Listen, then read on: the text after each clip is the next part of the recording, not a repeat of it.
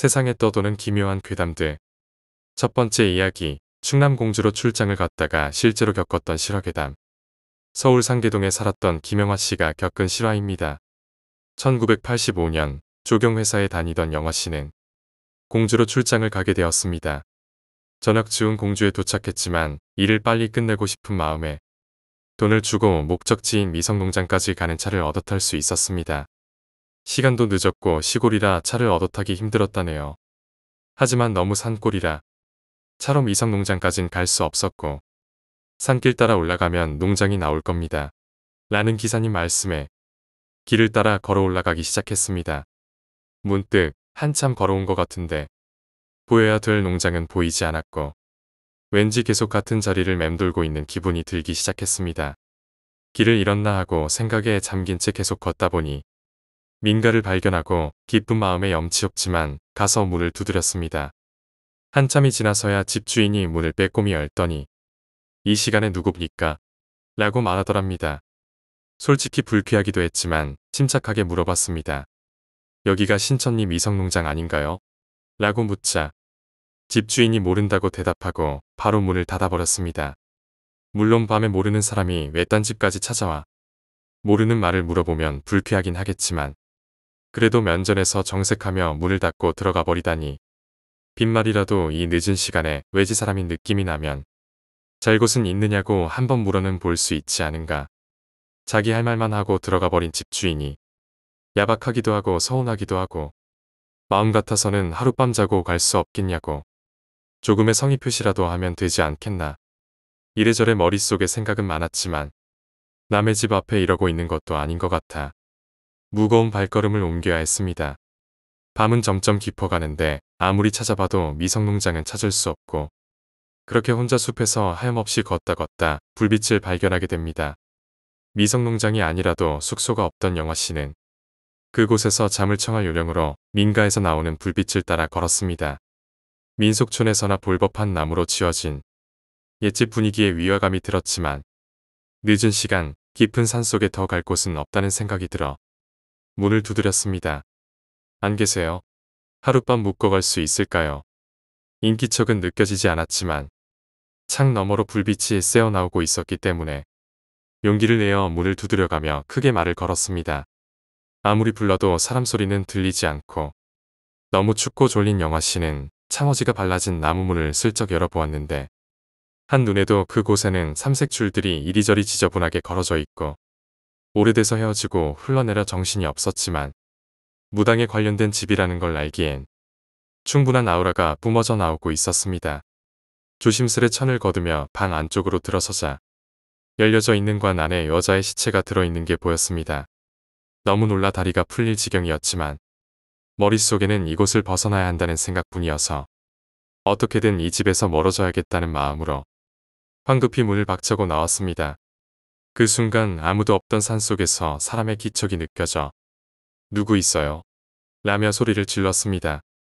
자세히 보니 웬 노인이 서 있었고 놀라서 떨고 있는 영화 씨에게 이 산중에 웬일이냐며 오늘 잘 곳은 있는지 이리저리 물어보시더니 선뜻 자신의 집에서 하룻밤 묵어가게 해주겠다고 하였습니다. 뭔가 이상했지만 왠지 비라도 내릴 듯 우중충해진 날씨였기에 여기서 더 있자니 그것 또한 싫었던 영화 씨는 노인을 따라 그 민가에 다시 들어가게 되었습니다. 노인이 한쪽 방을 가리키며 들어가라는 듯이 눈빛을 주길래 내가 왜 이 집에 다시 들어왔을까? 내가 미쳤지? 라며 소가리를 하던 영화 씨도 나름 친절을 베푸는 어르신에게 감사하단 생각이 들었습니다. 신세 좀 지겠습니다. 라고 말하며 노인이 가리킨 방으로 들어선 순간 방 안에선 썩은 내가 진동을 했고 발을 딛자마자 뒤엉켜 있던 거미줄에 놀라 주춤할 수밖에 없었습니다. 불을 켜보려고 스위치를 찾았지만 불도 들어오지 않았고 수년간 아무도 쓰지 않은 듯 보였습니다. 영화 씨는 당장이라도 그 집에서 나가고 싶었지만 그새 시작된 폭우와 천둥번개 때문에 참을 수밖에 없었습니다. 머릿속에는 이대로 그냥 나갈까 말까 많은 생각이 들었지만 피곤했던 탓에 기절하듯 잠이 들었습니다. 얼마가 지났는지 잠에서 깬 영화 씨는 방벽에 있던 미닫이 창을 열고 밖을 살펴봤는데 비가 그쳐 집 밖으로 나가도 될 듯 보였습니다. 마음이 조금 누그러지자 막잠에서 깨던지라 심한 갈증을 느꼈습니다. 방 한켠에 조그만 문을 열었더니 그곳은 부엌이었고 물을 찾기 위해 부엌으로 들어서서 물 같은 게 담겨있는 항아리를 발견하였습니다. 항아리 속에 담겨있는 게 물인지 확인이 먼저겠다라는 마음에 주변에 굴러다니던 라이터를 집어들고 물 가까이 라이터 불빛을 가져대는 순간 물과는 다른 진득한 느낌과 비릿한 냄새에 영화씨는 단번에 그 액체가 무엇인지 알 수 있었습니다. 너무 놀라 소리를 지르며 그 집을 뛰쳐나와 달리기 시작했고 이상한 기분에 뒤를 돌아보니 관 속에 누워있던 여자와 노인이 손을 뻗으면 자일듯이 가깝게 영화씨의 뒤를 따라오고 있었습니다. 달리다가 구르다가 그렇게 무슨 정신인지도 모르게 한참을 앞만 보고 달리다가 심장이 터질 것 같아 큰 나무 뒤에 몸을 숨기고 가쁜 숨을 고르고 있었는데 어디선가 나타난 관 속의 여인이 영화씨의 목을 조르기 시작했고 곧 영화씨는 기절하고 말았습니다. 얼마나 지났났을까. 영화씨가 눈을 떠보니 처음 보는 절에 누워있던 영화씨는 어찌된 영문인지 그곳의 스님께 간밤에 자신이 겪은 일과 왜 자신이 이곳에 있는지를 물었습니다. 스님께서 들려주신 이야기는 충격적이었습니다. 그 집의 손녀딸이 등산객들에게 성폭행을 당하고 그것도 모자라 죽임까지 당하자 할아버지도 손녀딸 옆에서 숨을 거뒀다고. 하지만 그 일이 있고 나서 그 집은 흘렸고 그게 벌써 10년 전이라고 말했습니다. 영화씨는 아직도 그 일을 잊지 못한다고 하네요. 이야기를 요약하자면 조경회사에 다니던 김영화씨는 공주로 출장 가던 중 늦은 밤 산길을 걷다가 길을 잃고 민가를 찾았으나 허무하게 돌아서야 했습니다. 이후 영화씨는 산속의 또 다른 집에서 노인과 함께 하룻밤을 보내게 되었으나 그곳에서 끔찍한 경험을 하게 됩니다. 항아리에서 비릿한 냄새가 나는 액체를 발견하고 뒤이어 노인과 관속 여자에게 쫓기다 기절하게 됩니다. 깨어나 보니 절에 있었고 스님에게 들은 바에 따르면 그 집은 10년 전에 흘렸으며 그곳에서 비극적 사건이 일어났었다는 충격적인 이야기를 듣게 됩니다. 두 번째 이야기, 스토커가 아니었다. 내가 아는 그놈은 나이트 죽돌이의 얼굴도 반반하고 기럭지도 제법 돼서 소위 잘나가는 그런 놈이야. 그래서 나이트에 갈 때마다 원나잇도 잘하고 여친을 자주 갈아치우는 좀 친하게 지내기엔 하자가 있는 사람이었지. 하지만 동성 친구들한테는 흠이 잡힐 짓을 안 하는 사람이었어. 근데 그놈이 한 번은 2살 연상인 여자를 만나서 사귀게 되었는데 집어릇 개주겠어? 2달 사귀고 그새 질려버린 거야. 그래서 끝내자고 여자에게 말을 했지. 근데 그 여자는 정말 진심이었는지 죽자 살자 매달렸고 그놈은 그 모습에 정이 떨어졌는지 매몰차게 길 한복판에 두고 왔대. 본론은 이제부터야. 그놈은 강남의 오피스텔에서 혼자 살았어. 그리고 남들한테 말하면 창피한 습관이긴 한데 겁이 많았는지 집에 들어오면 문이란 문은 죄다 잠궈놓는 거야. 그날도 평소처럼 집에 오자마자 문부터 잠그고 샤워를 하려고 욕실에 들어갔대. 이놈은 문을 꼭 잠그고 샤워를 하는데 도중에 문이 끼익 하고 살짝만 열리더래. 그래서 씻다가 말고 다시 문을 잠궜다는 거야. 그리고 한참을 씻는데 다시 문이 끼익 하고 열리는 거야. 그놈은 갑자기 소름이 돋으면서 무서워지기 시작해. 문틈 사이로 뭔가 있나 하고 쳐다보고서 기절했다는 거야. 바로 그 여자가 문틈 사이에서 자기를 쳐다보고 있더래. 여기서 끝이면 그 여자가 스토커였구나 하고 끝날 텐데 말이지. 기절했다가 대낮이 돼서야 화장실에서 깨어난 그놈은 이사부터 가야겠다 생각하면서 일어나서 옷을 입고 있는데 누가 문을 두드리더래. 인터폰으로 봤더니 경찰입니다. 잠시 조사할 게 있습니다. 라며 사복 경찰 2명이 온 거야. 딱히 죄진 게 없으니까 문을 열어줬는데 다짜고짜 경찰들이 자기한테 어젯밤에 뭘 했는지 어디 있었는지 꼬치꼬치 캐묻더래. 그래서 나이트에서 적당히 놀다가 집에 왔다고 사실대로 얘기했더니 새벽 2시쯤에는 뭐 했냐고 물어보는 거야. 그래서 그때쯤엔 샤워하고 있었을 때라고 얘기를 해줬더니 그제서야 경찰이 김수경 씨 아시죠? 어제 새벽 2시경에 집에서 목을 매 자살하셨습니다. 라고 말했대. 어제 그 시간에 샤워할 때 봤던 건 스토커가 아니었던 거지. 세 번째 이야기, 숙박업소 괴담. 이모께서 겪으신 일입니다. 저희 삼촌은 6남매 중에서 막내입니다. 장녀이신 이모와 나이차가 17살이나 됩니다. 그런 저희 삼촌이 군대를 갔다가 휴가를 나올 때 사정 때문에 못 나오는 가족들 빼고는 이모와 할머니 둘이서 삼촌을 마중 가셨는데 군대 가서 살이 많이 빠진 삼촌의 모습이 안타까웠던 이모와 할머니께서는 삼촌을 끌고서 이곳저곳에서 맛있는 것을 실컷 먹였답니다. 하지만 생각보다 시간이 금방 지나갔고 몰려오는 피곤함에 근처에서 하룻밤 묵고 아침 일찍 고속버스를 타고 집으로 가실 생각이었고 근처 숙박업소에 들어간 삼촌과 할머니 그리고 이모는 삥 둘러 앉아서 이제껏 하지 못했던 이야기 보따리를 풀며 이것저것 얘기를 하고 있었습니다. 그런데 갑자기 누군가 뒤에서 이모의 어깨에 손을 올리며 낮은 목소리로 나와 라고 하더랍니다. 깜짝 놀라 뒤를 돌아보니 삼촌 또래의 군복을 입은 남자가 이모를 빤히 쳐다보며 창백한 얼굴과 무언가 불만이 가득한 얼굴로 나오라고 되풀이하며 말하더랍니다. 자기보다 어려 보이는 남자가 반말하는 것이 거슬렸지만 이 남자가 나오라는 이유가 뭔지 뭔가 잘못했나 하는 마음에 그 남자를 따라 밖으로 나가려고 했습니다. 그런데 그 남자를 따라 나가려 뒤를 돌아봤는데 방문은 닫혀 있었습니다. 뭔가에 홀린 기분이라 삼촌과 할머니에게 방금 군복 입은 남자가 나한테 말을 걸었는데 못 봤냐고 물어보니 삼촌과 할머니는 당황한 표정으로 아무도 들어온 적이 없었다고 말할 뿐 이모도 기분 탓인가 하는 생각으로 무시한 채 그대로 피곤함에 잠이 드셨습니다. 그런데 이모가 본래 자던 자리가 아닌지라 불편함에 이리저리 몸을 뒤척일 쯤 형광등이 달린 근처에 뭔가 사람의 형체를 하고 있는 무언가가 보였답니다. 그 물체를 빤히 쳐다보는데 달빛에 보이는 그 모습을 파악할 수 있었습니다. 아까 나오라며 이모를 재촉하며 부르던 군복의 남자가 천장에 붕 떠서는 목만 쭉 늘어뜨려 초점 없는 눈으로 이모 쪽을 내려다보고 있었고 이모는 너무도 무서웠지만 소리도 지르지 못하고 그 자리에서 그대로 기절하고 말았다고 합니다.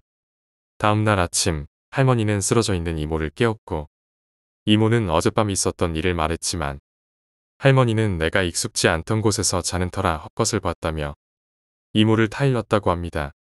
하지만 묘하게 찝찝한 기분의 이모는 주인에게 군복의 남자 귀신을 목격한 걸 상세히 말했고 주인은 떨떠름한 표정으로 이모에게 해준 말이 충격 그 자체였다고 합니다. 2년 전쯤 저희 삼촌 또래의 휴가병이 이모네가 묵었던 그 방에 묵었다고 합니다. 다음날 아침 혼자서 힘없이 축 늘어져 찾아온 휴가병의 표정이 하루 종일 마음에 걸렸던 주인은 그 청년에게 과일이라도 깎아서 줄 요량으로 방문을 두들겼는데 아무런 대답도 없었고 심상치 않은 기분의 보조기로 문을 열고서 들어가 보니 그 청년은 이미 목을 메고 자살을 한 상태였다고 합니다. 그 청년의 시신을 병원으로 이송하고 그 이후로 집주인이 마지막으로 들은 소식은 그 청년에게는 변변한 가족조차 없어 시신을 거두는데 고생을 했다는 소식이었죠. 자살 이유는 알 수가 없었고 그저 자살을 선택할 만큼 청년에게는 그만큼의 괴로움이 있지 않았을까 하는 추측. 이모는 주인에게 그 이야기를 듣고는 그 청년이 무섭기보다는 안쓰럽고 측은한 마음마저 들었다고 합니다. 이모에게 말을 건넸던 그 남자는 자신과 달리 가족들과 희희낙락했던 삼촌을 보고 질투심을 느껴 이모에게 그런 장난을 친 게 아닐까 하는 생각이 들기도 합니다. 네 번째 이야기, 할머니. 제 친구가 저에게 얘기해주면서 울었던 친구의 할머니 이야기입니다. 제 친구가 어렸을 때 겪었던 일입니다. 평소에 친구의 할머니는 친구를 매우 이뻐하셨답니다. 어딜 가도 항상 데리고 가고 품에 껴안고 살았답니다. 당연히 제 친구도 할머니를 가장 좋아하고 많이 따랐습니다. 날이 어둑해지면 친구는 항상 할머니 무릎에 누워서 할머니가 해주시는 이야기를 듣다가 잠에 들곤 했답니다.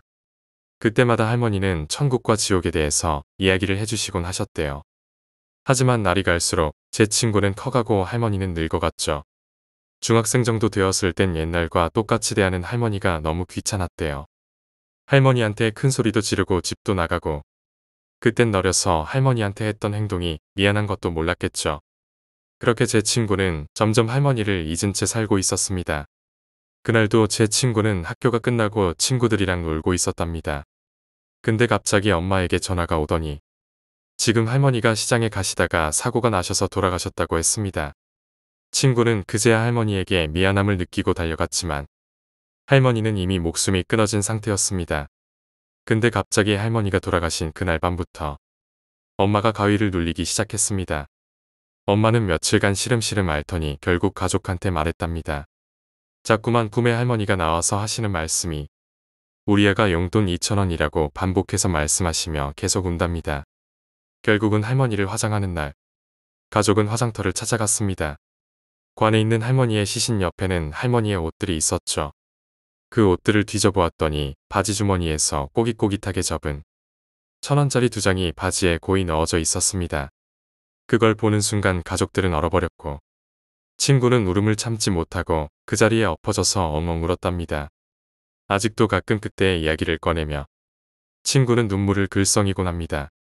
할머니만큼 날 사랑해준 사람이 있을까 라고 말하면서 말입니다.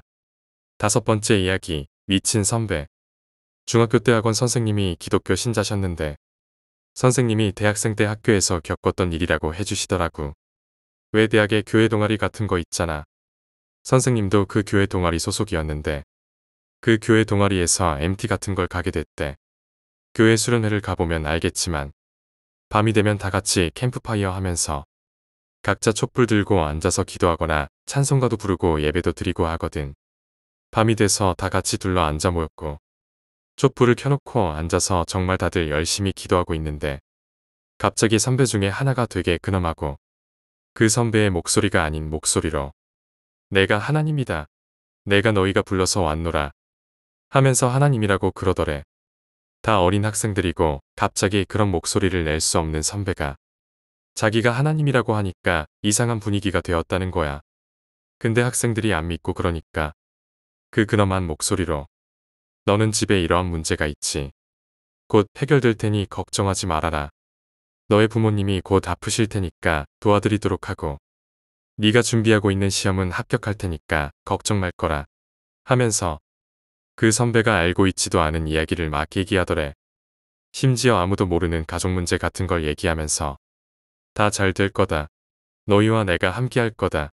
라고 말하면서 근엄한 음성으로 얘기하니까 어린 학생들이 다들 믿는 분위기가 된 거야.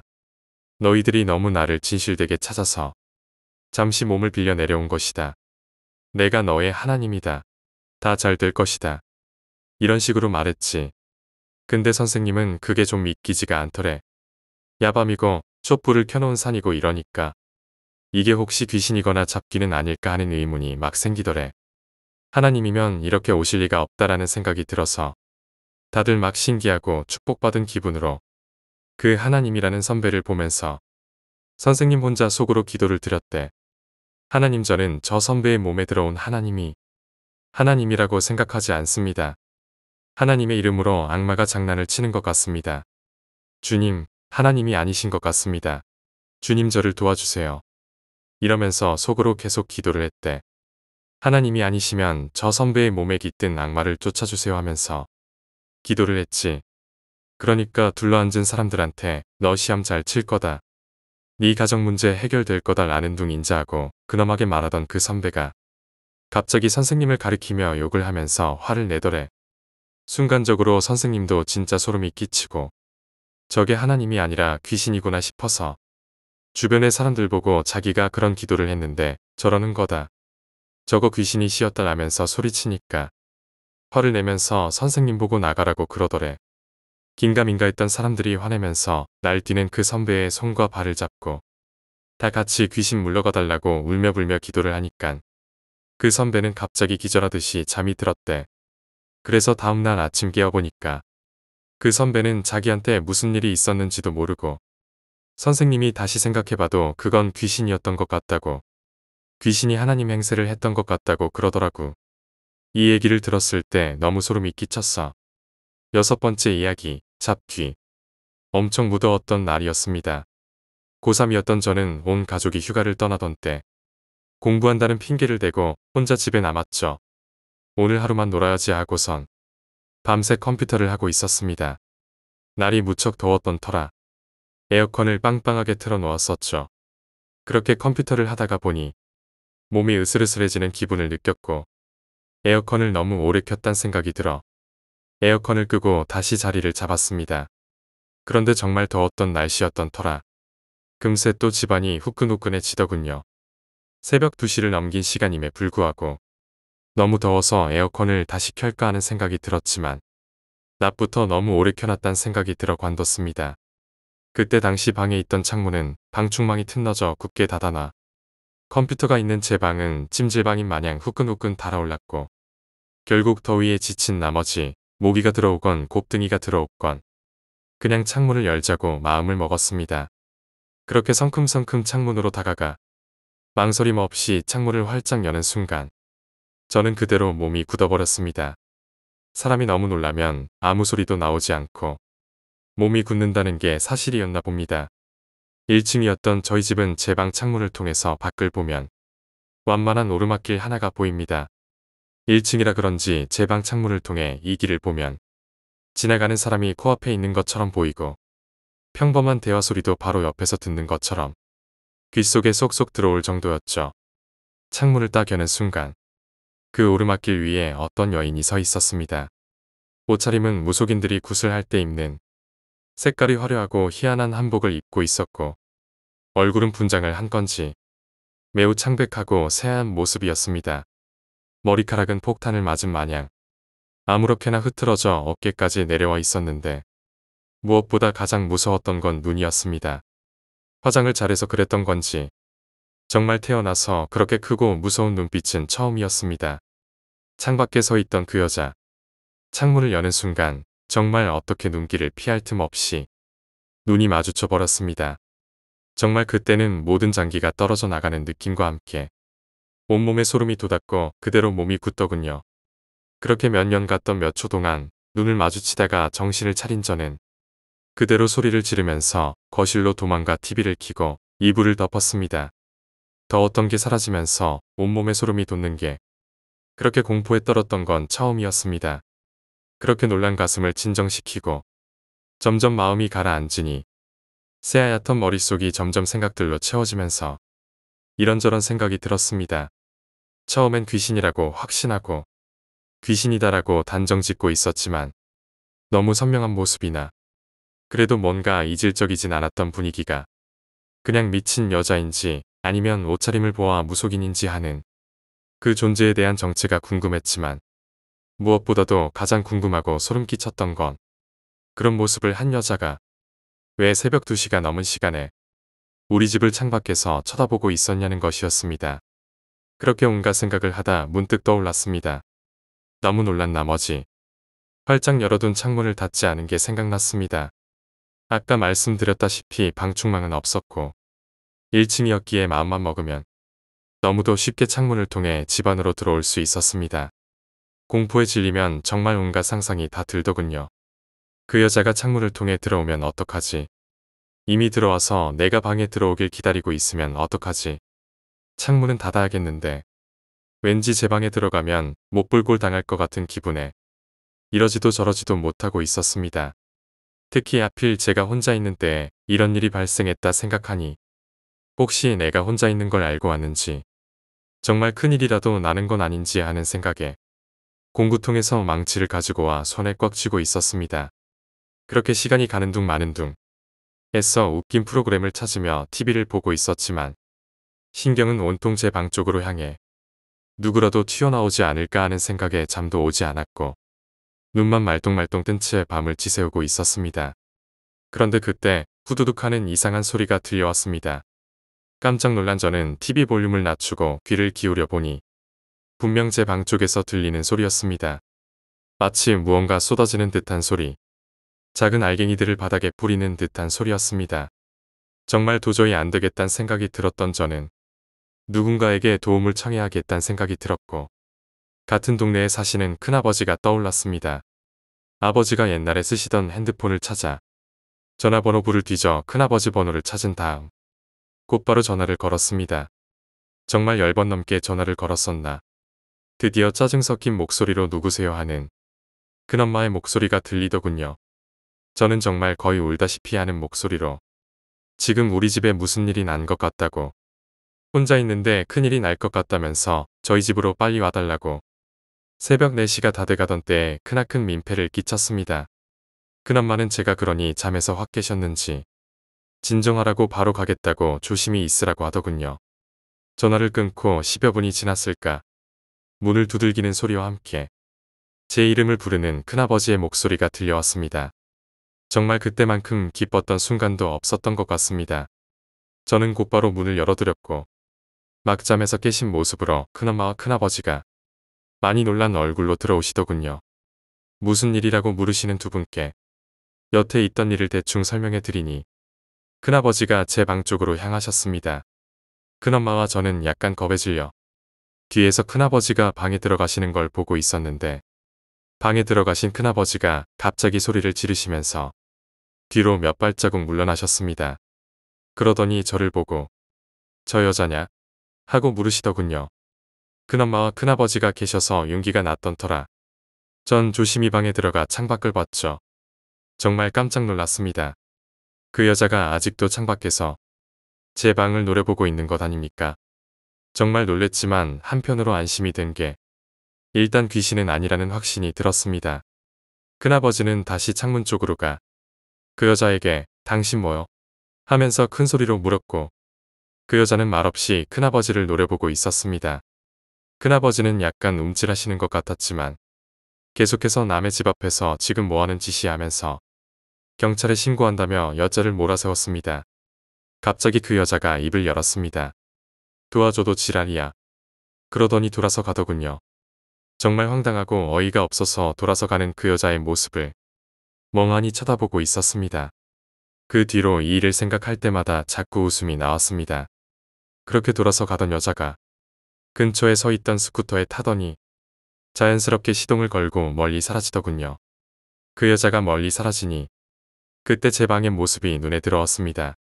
새하얀 가루가 여기저기 떨어져 있었고 큰아버지께서 이거 소금 아니냐? 하는 소리에 저는 살짝 주워서 맛을 보았습니다. 역시 소금이더군요. 아까 들리던 후두둑하던 소리의 정체는 그 여자가 창밖에서 던지는 소금이 떨어지는 소리였던 것입니다. 그렇게 그 여자는 사라졌고 저희 셋은 이게 과연 무슨 일일까 하는 궁금증에 날이 새도록 이야기를 하며 여러 추측을 냈지만 결론은 낼 수 없었습니다. 그렇게 2달 정도가 흘렀고 그 일이 차차 머릿속에서 잊혀질 때쯤 저희 어머니가 동창회에 다녀오시더니 제게 이야기를 해주었습니다. 엄마 친구 중에 무당일을 하는 애가 있거든. 오늘 동창회에 걔가 나왔길래 네 저번에 있었던 그 일 있잖아. 그 이야기를 해주니깐 걔가 갑자기 눈빛이 변하면서 하는 말이 그 다음 어머니가 한 말을 듣고 온몸에 소름이 쫙 돋더군요. 네 아들 그 여자 아니었으면 죽었어. 그 무당 친구가 하는 말이 항상 주변에는 가지각색의 귀신들이 자리 잡고 있고 서성거리면서 돌아다닌다고 했답니다. 거의 대부분 사람한테 해를 끼치지 않지만 가끔씩 정말 위험하고 사람에게 큰 해를 끼치는 귀신이 있다고. 이런 존재들은 개인적인 원한과 관계없이 기가 약한 사람들한테 해를 끼쳐 저승길 동무로 삼으려 한다고 합니다.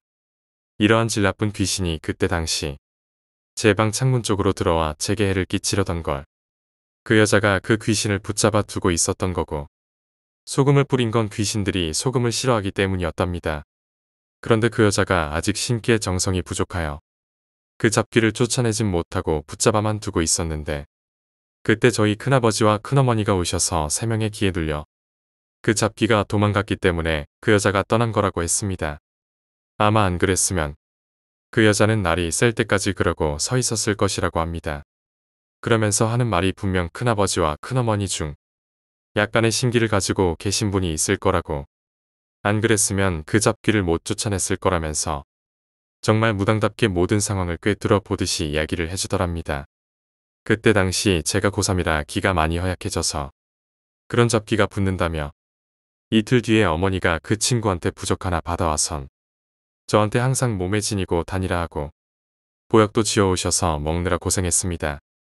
여튼 그 사건은 그 뒤로 간간히 이야기 거리로 남게 되었고 이젠 웃으면서 말할 수 있는 사건이 되었지만 아직도 의문인 건 그 여자가 어떻게 잡귀의 존재를 알고 그 자리에 나타났냐입니다.